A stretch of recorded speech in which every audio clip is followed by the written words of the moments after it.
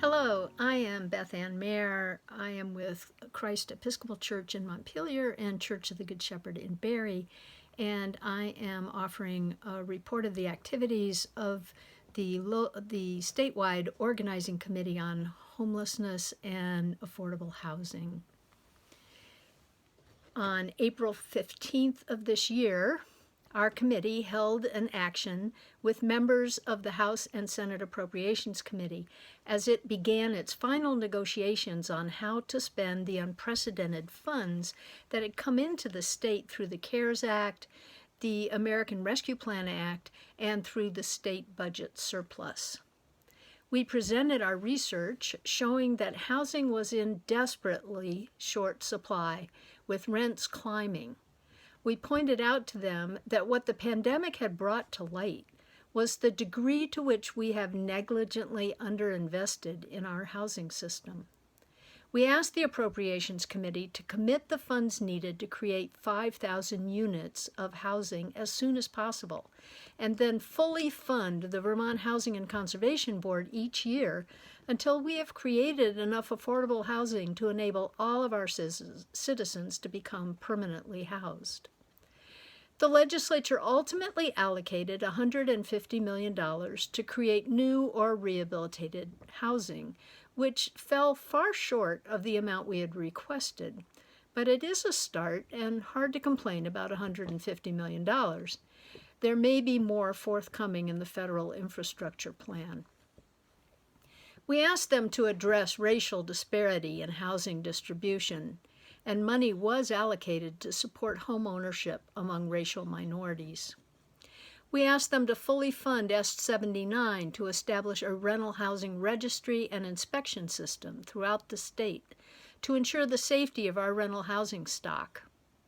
This bill passed and was fully funded but was then vetoed by the governor.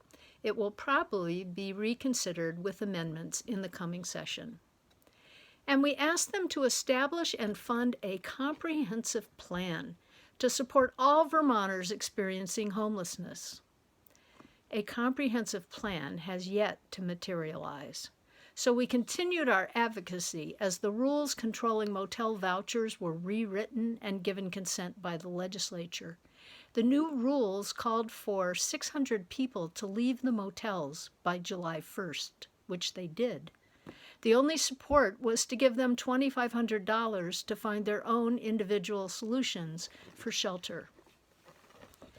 As we meet here today, there are still over 900 households living in the shelter of motel rooms around the state through the General Assistance Motel Voucher Program. They meet the eligibility criteria of having someone in the household who is under 18, older than 59, with a documented disability or fleeing domestic violence. For most of these households, their 84-day period of eligibility for motel vouchers just ended with no plan for continued shelter. Nonprofits around the state were put in a position of handing out tents to the elderly and disabled that didn't meet the latest criteria, to families with children who had not kept current with their paperwork, and to people who were barely able to manage the panic and depression of their lives in warm, private motel rooms, much less on the streets or in the woods. It was again time for action. Service providers and advocacy groups, including VIA, came together and overwhelmed the governor's office with letters and phone calls. And on September 21st, the governor announced a 30-day pause in the new motel voucher rules. People in the motels could remain until October 21st. On September 30th, 5 members of VIA, as well as 95 other advocates, service providers, people experiencing homelessness, that was convened in a call that was convened by DCF Commissioner Sean Brown to brainstorm possible solutions. He said that funding is not the problem. The problem is available space. Soon there will be only 600 motel rooms available for the motel voucher program, meaning that 300 households will need to leave the motels and find other shelter. In addition to that, many of the people who had to exit the motels in July and have been living outside will soon be needing shelter from cold weather as well. This really is a very desperate situation. We invite all of you to become active in finding space in your communities for individuals or families to shelter this winter, and continue to press for the creation of affordable housing to give all Vermonters the safety and dignity of a home to call their own. Thank you. Hello, my name is Catherine Bach. I'm a member of Burlington Friends Meeting, and I'm going to give a little report on the immigration work that VIA has been doing this year.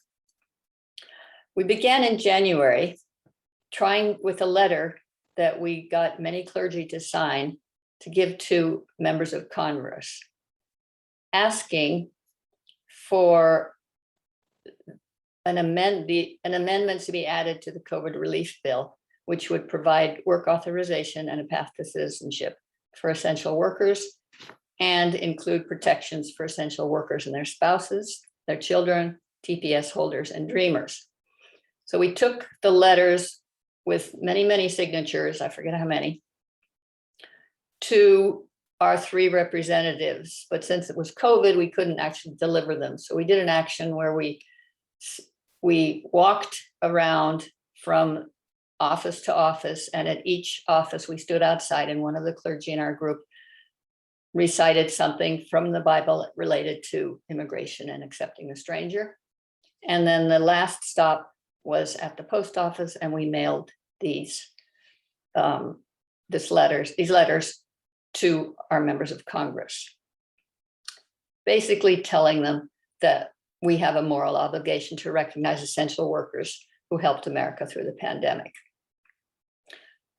We met with our Attorney General, TJ Donovan, with Lieutenant Governor Molly Gray, and we've lobbied Bernie's office, Welch's office, and Senator Leahy's office a number of times. There was no success with getting this onto the COVID relief bill.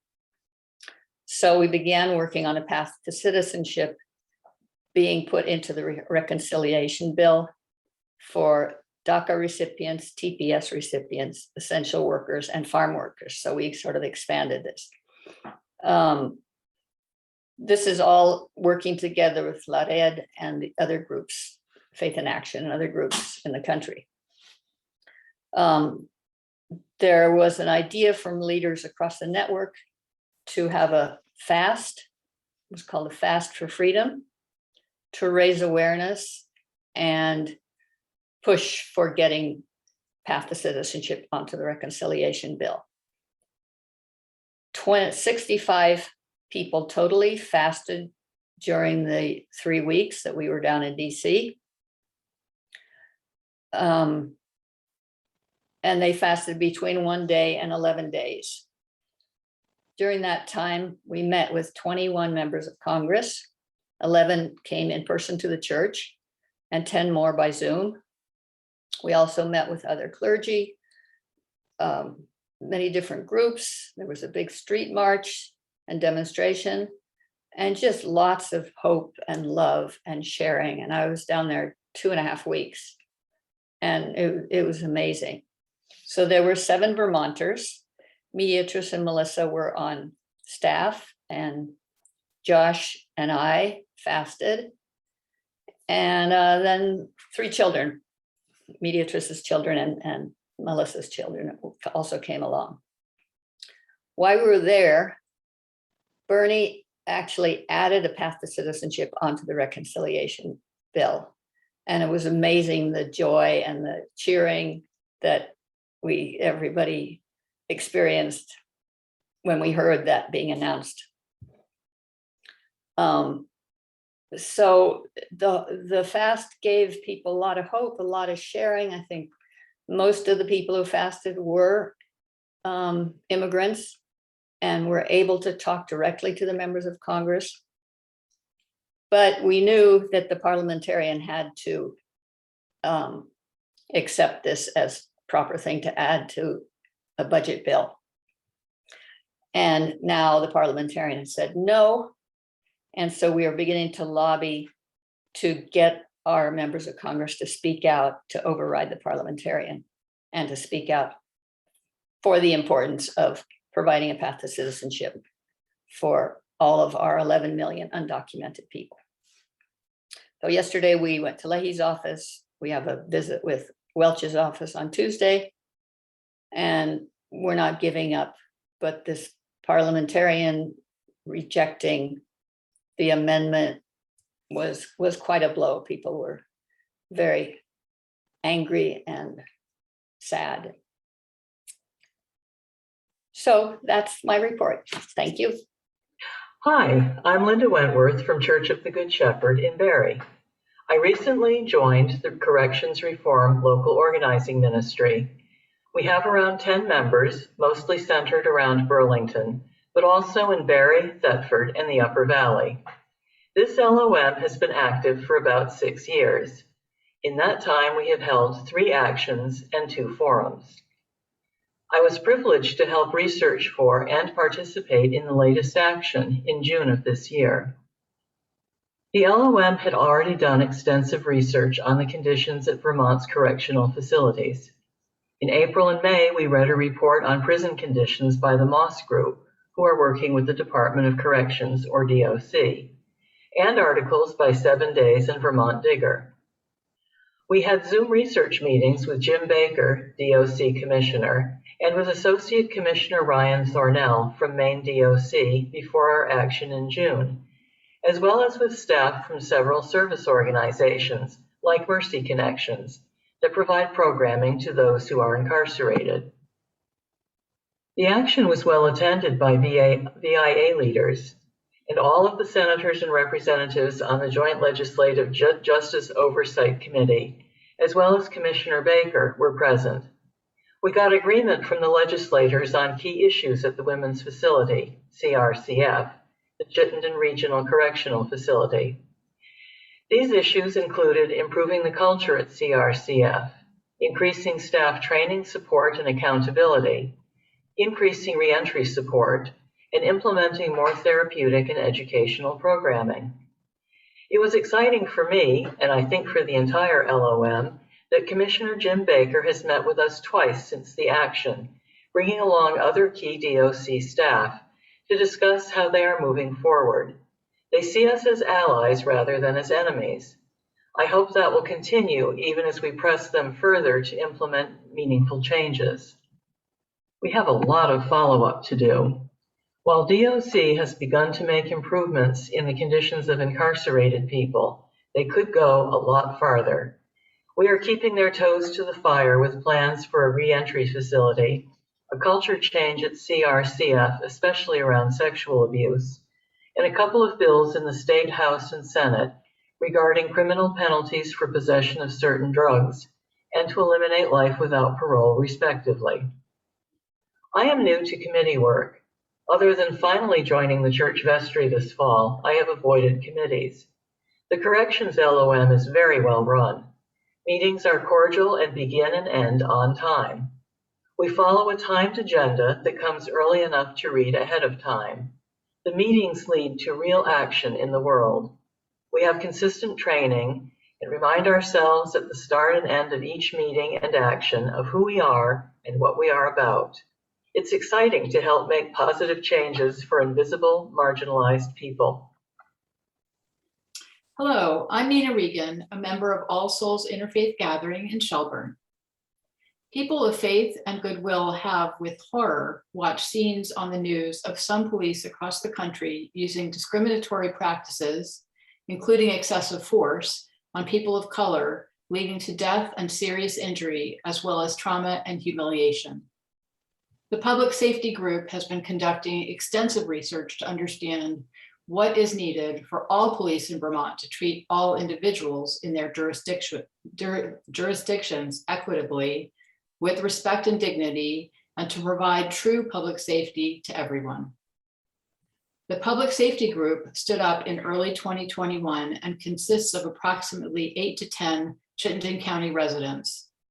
We are eager to fairly examine this issue from all sides and have interviewed a variety of people with different perspectives on the issue, including Vermont state police officers, including those responsible for fair and impartial policing, several chiefs of police in Chittenden County, a UVM professor who is an expert on policing data and a member of the Burlington Police Commission, a staff member from the Howard Center, a Burlington-based nonprofit that offers a wide array of mental health, substance use, and developmental disability services for individuals and families, the Vermont Racial Justice Alliance Executive Director, and finally, a supervising attorney with the state's Office of the Defender General.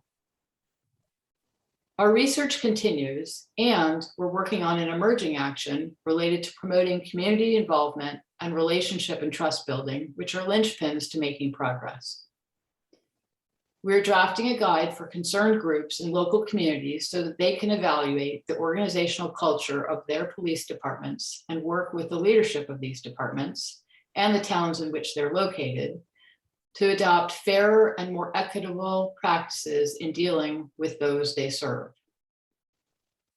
Public safety pertains to all of us, and we'd like to make this a statewide effort. I'll end with an invitation to all. We welcome you to join us in this important effort to reimagine public safety. My name is Billy Northup, and I'm a member of the College Street Congregational Church in Burlington. My wife and I are residents of Burlington. In late 2020, VIA formed a racial justice local organizing ministry. Our goal is to effect change by finding solutions to systemic issues that impact quality of life. Initially, we conducted research and benefited from presentations from VIA and also the Vermont Racial Justice Alliance.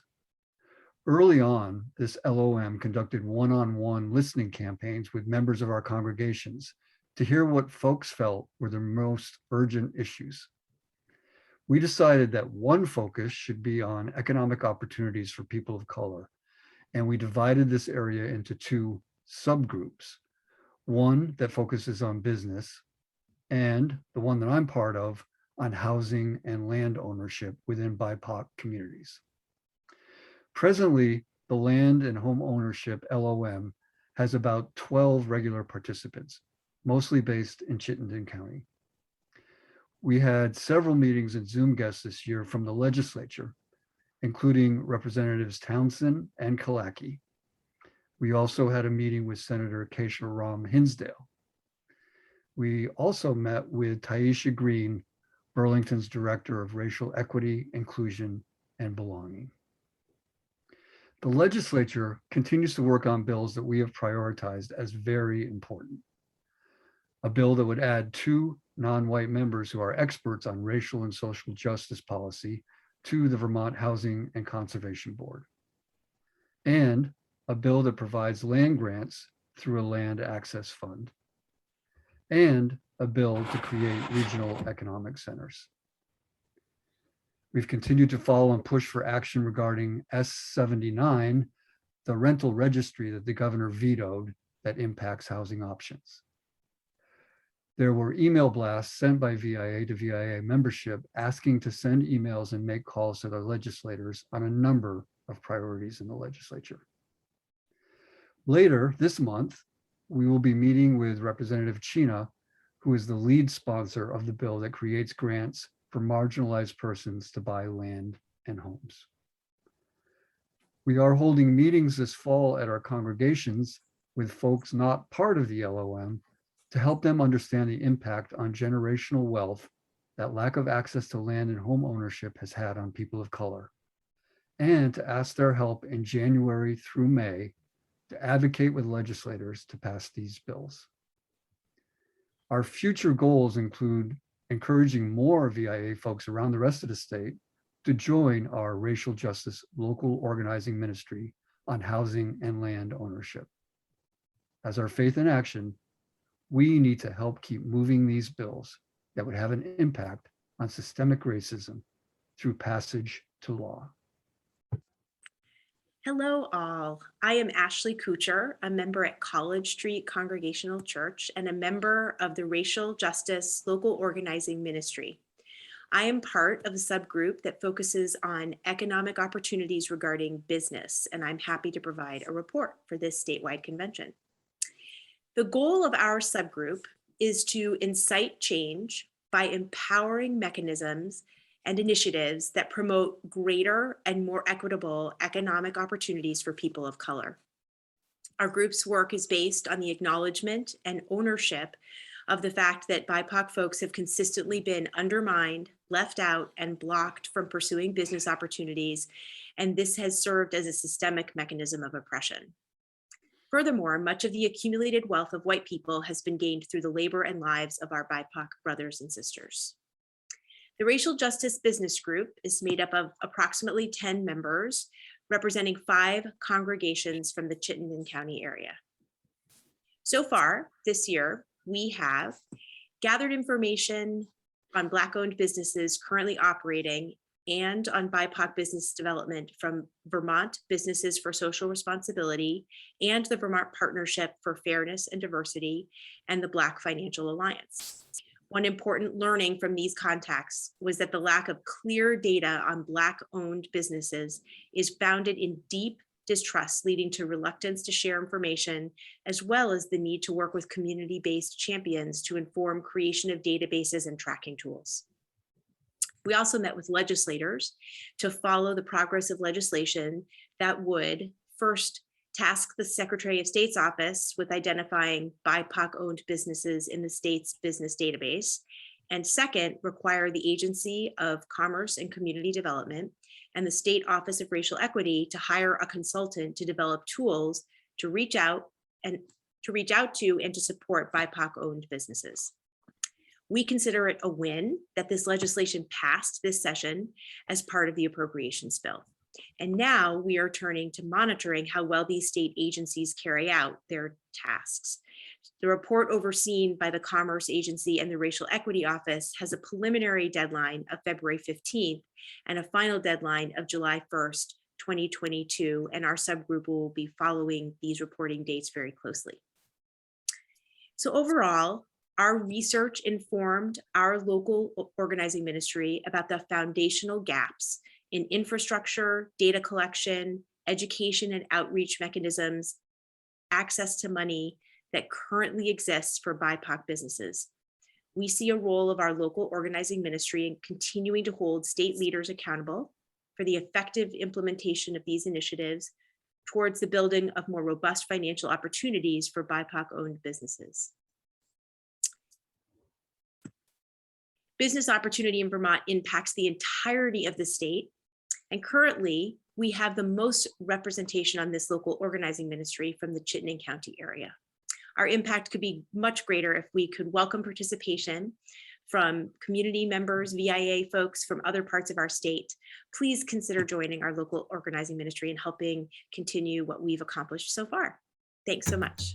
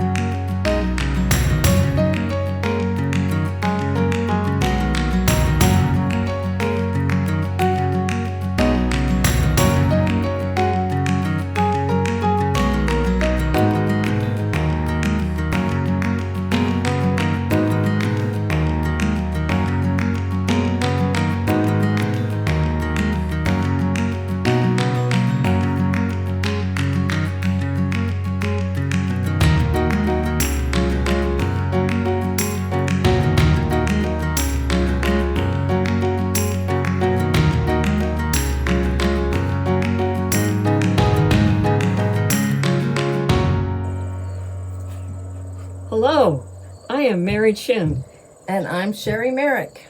and we are members of the First Congregational Church of Thetford, Vermont. We were members of the United Valley Interfaith Project. that brought faith groups together to work on common concerns in both Vermont and New Hampshire, both sides of the Connecticut River.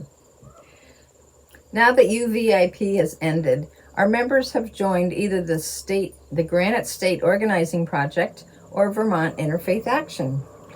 We are all neighbors here in the Upper Valley, whether we are on New Hampshire side of the river or Vermont.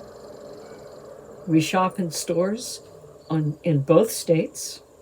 We have 2 interstate school districts and more high schools that serve both Vermont and New Hampshire students. Many of us live in one state and work in the other. All of our faith groups also have members in both states. Working together is really important, though advocating for policy changes in 2 different states has been a real challenge. Our First Congregational Church of Thetford held 6 listening sessions with a total of 27 people attending. There were many common concerns. We have all been experiencing the stress of COVID and of intense polarizing arguments within our communities. These listening sessions provided us an opportunity to hear each other's stories and share what worries us. There were a number of concerns brought up that folks have been working to address over the years. These include racial justice, economic justice, affordable housing, and aging with dignity. A strong common concern is climate change. This is impacting us in many ways, from the effects of global warming on our environment to the livability of our landscape. As our world warms, the people will need to migrate to survive. We worry about what our grandchildren's world will be like. Immigration, refugees, especially at our southern border, and now from Afghanistan, are also immediate concerns. How can we help those who are migrating here now in order to survive? For the past few years, as UVIP, we took on this challenge and helped a number of people. This work included a family from Indonesia that we helped file for asylum, as well as helping them with housing and financial support until both parents were able to get work permits. Now, the direct support work has been handed over to SHARE, an Upper Valley organization with a 501c3 status dedicated to supporting and helping asylees and refugees. Right now, we are working together with SHARE to bring a large Afghan refugee family to the Upper Valley. Healthcare was spoken about many times from many different angles, from the impact of the COVID pandemic to mental health to healthcare accessibility and affordability. Gun control was also seen as a health issue. These are concerns that often pit personal liberty against the importance of caring for our neighbors and our community connections. The First Congregational Church of Thetford voted at its annual June meeting to join VIA. We are looking forward to working with other VIA local organizing committees and addressing these shared concerns. Thank you. Thank you. Greetings from Windham County, Vermont. My name is Fred Brunig. My pronouns are he, his, him. I'm moderator of Guilford Community Church, United Church of Christ, also a board member of Vermont Interfaith Action, and also a member of VIA's Affordable Housing and Homelessness Statewide Organizing Committee. This report is focused on Brattleboro and Windham County and draws on information I have acquired from attending meetings of the Housing Coalition of Southeast Vermont, which is the new name of the Brattleboro Area Continuum of Care, or COC. At the beginning of this year, the COC took the next step in its evolution to include a wider focus, acknowledging that availability of housing at all levels impacts the situation of folks without housing. The group went through a restructuring process to include individuals and organizations that are involved in all aspects of housing, as well as those working directly with the homeless population. The restructuring included the name change, but it still functions as the area COC. The main issues in the Brattleboro area are no different than in other parts of the state: lack of affordable housing units, and more widely, lack of housing units in general for both renting and owning.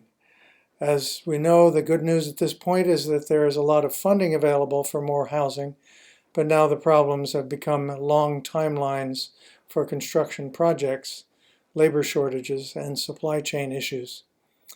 And as all over the state, Vermont's General Assistance Motel program has been on everyone's mind, everyone urging the governor to accept the FEMA money that is available to extend the program at least through the end of the year. I do want to touch on several local accomplishments from the last 12 months. The Chalet project in West Brattleboro was completed in record time and came online at the beginning of 2021.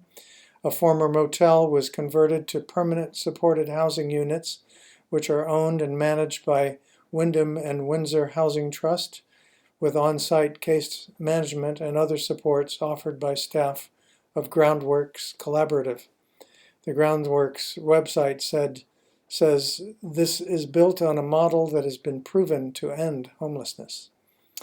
At the same time, Groundworks Collaborative was working on finishing a brand new building, which houses a day shelter and a year-round overnight shelter of 34 beds, plus offices and meeting rooms. It opened on July 1st and has been at capacity since then in its overnight shelter. This, of course, is far less than the need. In June, the Housing Coalition of Southeast Vermont hosted a virtual landlord summit for Windham County landlords, with representatives of state agencies available to explain and answer questions about the various COVID emergency assistance programs for owners and renters. There are also two exciting projects in the works, one about to start and another in the concept development stage. First, the redevelopment of a downtown building in Brattleboro using creative funding package put together by M&S Development. It is known variously as the Snell Building or the DeWitt Warehouse, and it will have 7 offices and 19 apartments, including affordable units and some voucher-based units. Secondly, the Winston Prouty Center for Child Development and Delta Vermont, a high-tech optics company, are exploring a collaborative effort to develop their combined 300-plus acre campuses with an eye to conservation, sustainability, community, and inclusion.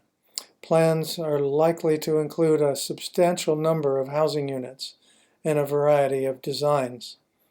Finally, there is movement in the area of refugee resettlement. There is support for the program, but it is also likely to impact the housing situation in the future. Initially, 25 Afghan humanitarian parolees, as opposed to refugees, will be staying in host homes. The area may see another 75 refugees in the future. Thank you. Here in Bennington, there's this beautiful river. It's actually a tributary of the Wamoomsack, and it goes right through a large downtown neighborhood. And that river has a pathway, a walkway along it so that everybody can enjoy it.